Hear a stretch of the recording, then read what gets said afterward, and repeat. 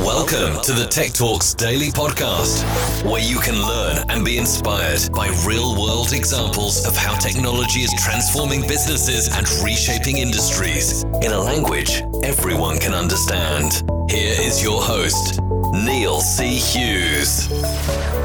Welcome back to the Tech Talks Daily Podcast, where I'm talking to you in Munich with my good friend Paul Lipscomb from Mobile News.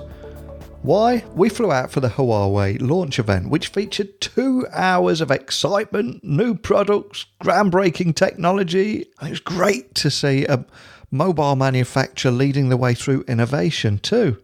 But those 2 hours were followed by 2 minutes of, but we don't have any Google apps on these devices. Bye! But I've just published an article on my weekly tech column at Tech HQ, where I've tried to look at these proceedings with an alternative narrative and a much more positive angle. So if you're looking for a different narrative, go check that out. But when it comes to the world of business, and more importantly, business mobile, I trust my friend Paul Lipscomb from Mobile News implicitly. So I invited him on the podcast today. Now, me and Paul did sit next to each other at the launch event on the front row, thanks to our mutual friend Matteo from Tech Travel Geeks. And the three of us even ended up putting a banana on stage just for scale for a picture that we took. But thankfully there was no disasters and we weren't responsible for Richard Yu slipping on a banana skin, so we made it out of there in one piece. But enough of my ramblings. Let's get Paul onto the podcast to talk about what he took away from the event. So a massive warm welcome back to the show, Paul. For anyone that's missed our previous conversations, can you just tell the listeners a little more about who you are and what you do? Hi everyone, I'm Paul. I work for Mobile News Magazine, which is both online and, of course, a monthly magazine. So the publication is a business-to-business mobile magazine, and I'm often found attending phone launches and writing about the operators in 5G. And quite often I see you at these events, Neil, as well. So it's great to be on the show again.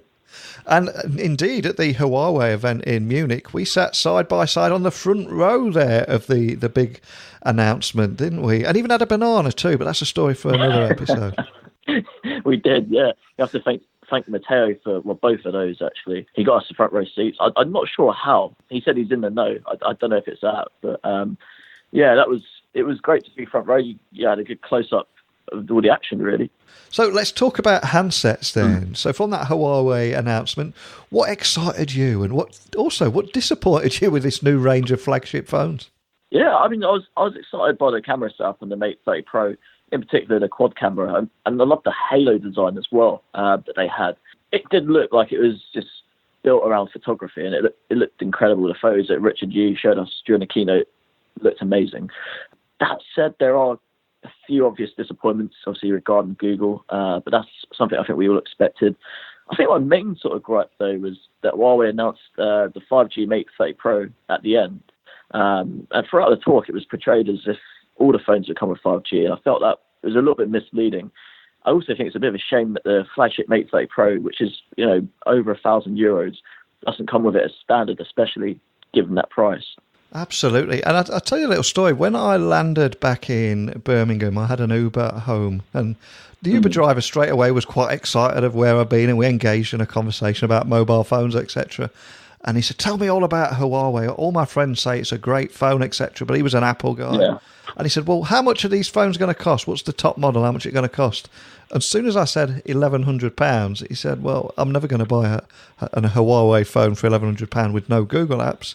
If I'm paying £1,100, then I'm going to get an iPhone. But if I want a Huawei phone, I'm going to be paying £700-800 and save myself some money. So it's kind of a tough ask, isn't it, to punters? Yeah, definitely. I think, I don't know. It seems a bit hard to say. I don't know if Huawei are in a position to be charging those sort of prices yet, given that they are second for smartphone sales around the world, and they've had an incredible last few years. But it's almost like their brand is still not quite as well known as Apple or Samsung, for example. So it's still a big ask to get people to pay that much, I believe. And of course, we will have some Huawei fans listening. And for those people, they'll say, well, Huawei is the number 2 manufacturer of smartphones in the world Absolutely. now. But I mean, do you think it is still going to be difficult to sell these phones to European users without those Google apps? Yeah, unfortunately so. Phones in most markets outside of China rely so heavily on Google and its services. It'd be unthinkable to have a phone that, Huawei, that doesn't have all these pre-installed Google apps, really. There's probably an element of security risk about it as well, because obviously you can, preload apps as well? Or was it workaround? I can't remember what the actual term was, but we'll have to wait and see, really. I think it would be very difficult for them to enjoy the success that they have with the Mate 20 series and the P20 and P30 series as well, because they had a lot of success in Europe in the last couple of years, in particular Huawei. And over the last few years, we've all been talking about the $1,000 smartphone everywhere. But of course, yesterday, Huawei also released the Porsche smartphone valued at over $2,000. Yeah. What did you think of that announcement? It's a bit of a gimmick, really. It's something it's quite cool. It's a bit of a collector's item, but you don't really need. That's how I kind of see it. They release them every year. I think they said it was like the fifth year in a row they've released a Porsche Huawei phone. But for me, for that price, it's just too expensive for me to even consider buying it. But yeah, I mean, you'll have some people that will want to buy it because they think it's cool, and they'll see the Porsche logo. And, it's a prestigious brand, so it's a great tie-up for Huawei to have, and it's obviously a successful one for them, as it's the fifth one that they've actually brought out. And of course, there were a few other products as well. There was the watch, the TV, the earbuds that look remarkably like Apple's earbuds too. But Yeah. What did you think about those products?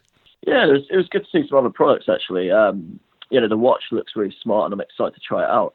I mean, I joked the night before when we were having dinner that I'm not a massive wearables person. I'm, really happy with my Fitbit Charge 2. However, I'll definitely be putting the watch through its paces, and hopefully that can live up to the 2 weeks of battery life that they said it can provide. As for the TV, it just looked like a massive smartphone, didn't it? And I think Richard, you even said that. So I think it is, it's interesting that they're developing a bigger suite of products as well. Obviously, I know they've had the watch out and the earbuds and before and the like of that, but the TV is quite impressive. They obviously want to develop their ecosystem. And what I loved about the TV was the pop-up camera. So when you want to do a video call with anyone around the world, that was quite a cool feature, wasn't it? Yeah, that was quite cool. And even that just looked like a bit, like one of the pop-up cameras you often get on smartphones. It just looked like a massive, oversized smartphone. So, of course, it is that silly season, that time of the year where all the big phone companies are going to be showcasing their flagship phones for the rest of the year and try and get us all to part with our money on the run-up to the holiday season and Black Friday and Cyber Monday. Yeah. We got Google in a couple of weeks. But how do you think our Huawei flagship phones and those new features compare with the recent Apple keynote too? Yeah, I think it's clear to see that Huawei and Apple are both different in what they're looking to sell. I think Huawei seem more intent on focusing on their smartphones, while Apple seems to be pushing more for the services route, such as Apple TV and the arcade. That said, though, like you said, Huawei obviously all these other products as well, like the TV, the watch. So they are trying to develop their ecosystem as well. So there are similarities in that respect. I can kind of I can see some similarities, but there is a bit of a difference as well. And at IFA just a few weeks ago in Berlin, there was this big focus on how trade wars are actually harming innovation and collaboration between countries and indeed bringing people together. So do you think there are more opportunities by working together than apart, which we seem to be doing at the moment? Yeah, I mean, sadly I wasn't at IFA, but that's a very interesting point that you've just made. I would agree, definitely that collaboration would help the big manufacturers to provide us with more opportunity to see greater innovation. I also think that ultimately the trade wars, they hurt everyone on both sides. There's not really a winner from it. I mean, it's almost unthinkable to sort of think that the US has little idea about how great Huawei phones are and the technology that they produce. And that's a huge market that's missing out when you think about it. The amount of people that live in America, and it's a very tech-savvy nation as well. Not even just America, North America, Canada as well. So that's a huge market that's missing out on a lot of innovation in tech from the likes of Huawei. They've been, innovators in the last couple of years or so, I'd say. Yeah, that's one of the things that really stood out for me between the Apple keynote and the one at Huawei yesterday, because it almost felt to me that it really showed that Apple were getting a little bit behind, and Huawei, for all their faults, were really starting to lead the way through innovation, and seems to be one of the few companies that are genuinely innovating and trying to do something different at the moment. I agree. Yeah, I agree with you. I mean, I do like my Apple phones, and I know you love your Apple products as well. But I don't see a reason for me to go out and buy an iPhone 11. I don't see the benefits of it really. I don't even see the benefits of going out to get an iPhone 10, if I was totally honest. Like, I've got an iPhone 8 and I'm pretty happy with that. I mean, I think until Apple get 5G, I'm probably not going to get a new phone. We'll get a new iPhone at least. I completely agree with what you're saying. I think Huawei's had a very difficult time with it recently. I really liked their sort of caption for the event yesterday, Rethink Possibilities. It's obviously a bit of a nod to the issues that they've had, the obstacles, or hurdles, whatever you want to call them. And they're obviously, we're going to think outside the box here. We're going to have to think things differently, really. And fair play to them because, those products yesterday that they displayed, the innovation is there, and it is refreshing to see. So what do you think the road looks like for Huawei? Where do they go from here? They've got this flagship phone coming out, which we must point out that we don't have a release date for. We're assuming it's going to be before Christmas. We've got the issue with the Google apps, and I think they're throwing $1 billion into their own ecosystem to encourage developers to bring those apps over to their system. But what do you think the future holds for Huawei? Yeah, it's hard to say, really, isn't it? I think they'll be defiant, and the fact they've said they'll invest $1 billion into their mobile services suggests they're planning for life after Google and their Google services. It also shows the determination for them to think, we have to have our own standalone, and the operating system and do things our way. I think they're almost sort of accepting that. I don't want to bring this up, but it's a little bit like Brexit, really. Nobody really knows what's going to happen, and I think the industry as well is a little bit sick of it. They just want some clarification on what exactly is going on. Yeah, it's just something that it's very hard to say. It could go one way or the other. I forgot to tell you, Paul, we don't mention the B word on this podcast. I apologise. You have to take that bit out then. No, I'm only joking. So for anybody, especially businesses that want to find out more about the world of mobile, how it affects their businesses and the kind of technology and innovations that are going on there, what's the best way to learn more about your magazine or even follow you guys and contact you? Yeah, sure, of course. You can follow my personal Twitter. It's at Paul Lipscomb. While the website I write for is www.mobilenewscwp.co.uk, and it's also Mobile News Mag on Twitter, and that can also be found on LinkedIn as well as myself. So I'm on the internet. I'm easily contactable, and our content's online. It's available for business to see, really. Excellent. Well, it's a pleasure to have you on, as always, my friend. And you hit a great point there, because I think because we're in this trade war at the moment, there's a lot of people, I think, especially in the US, trying to use Huawei as a bargaining chip to get that excellent deal. But what's actually happening is the complete opposite. And I think Huawei are now trying to prepare for life after Google. And I think that could cause a completely different angle. It's going to be very interesting over the next few years. A big thank you for coming on and sharing that with me. No worries. No, thank you. Thanks so much for having me. No, as always, it's an absolute pleasure. Yeah, it was a short but sweet trip, and I'm sure I'll see you on a trip in the near future. And we'll have another beer or two. That'd be great. When it comes to innovation, it's not about thinking outside of the box. Sometimes it's about removing the box entirely. And the fact that Huawei are bravely preparing for life after Google is intriguing to me. And yes, I think any form of isolationism or protectionism in this connected world is actually preventing technology from helping the global community seamlessly collaborate and push forward together in the name of progress. And I think there is a stronger argument that the biggest problem that we're experiencing at the moment is the current narrative that surrounds every Huawei news story is only from the viewpoint of the West. For example, if you look on your Google News today, every single story is Huawei is going to struggle without Google Apps. But we need to remember that there is so much more to Huawei than buyers outside of China. And if we do dare to look beyond our own countries or our own continents and look at that bigger global picture, We quickly learn that Huawei is the number 2 manufacturer of smartphones in the world after leapfrogging Apple.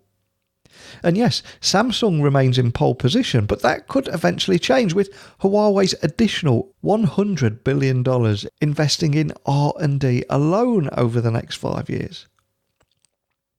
So with sales growing across every continent and making more phones than Apple, Chinese firms are beginning to take a bigger share in the tech industry. And according to a recent report I read, China's smart speaker shipments, for example, grew by 500% in Q1 2019 alone. And they went on to overtake the US with a 51% market share. And technological innovation spreads opportunities for both people and businesses all over the world. So the concept of a digital iron curtain is only going to do more harm than good for technological progress. And both the US and China essentially need each other. And for those reasons alone, I suspect a trade deal will eventually happen. But the question I find myself asking is, has the damage already been done? Could yesterday's announcement be a turning point that will come back to haunt the tech giants in California during that road ahead? Of course, it's much too early to make any such claim. But we need to remember that technology is tearing down geographical barriers. And if our history has taught us anything, it's that nobody can stop the inevitable winds of change. So, for me personally, I'm going to remember the moment where Huawei was forced to release a new flagship phone without any Google apps. Because I think that moment has the potential to be a turning point. And that story has the potential to create a new narrative around mobile technology that will affect every single user and business in the world. But I am an optimistic guy. I'm always a glass half full guy. Maybe that's clouded my judgment, maybe it's not. But this show is not about the thoughts of Neil C. Hughes and ramming them home to you. It's about me sharing mine, Paul the guest sharing his, and now I want to hand the virtual microphone over to you so you can share your insights too. So please, email me directly, techblogwriter@outlook.com, tweet me your insights at Neil C. Hughes, or pop by my website, techblogwriter.co.uk, where you can find out more details about today's conversation and also 970 other podcast episodes for your listening pleasure. But that's it for me, so a big thank you for listening. And until next time, don't be a stranger. Thank you for listening to the Tech Talks Daily Podcast with Neil C. Hughes. Remember, technology works best when it brings people together.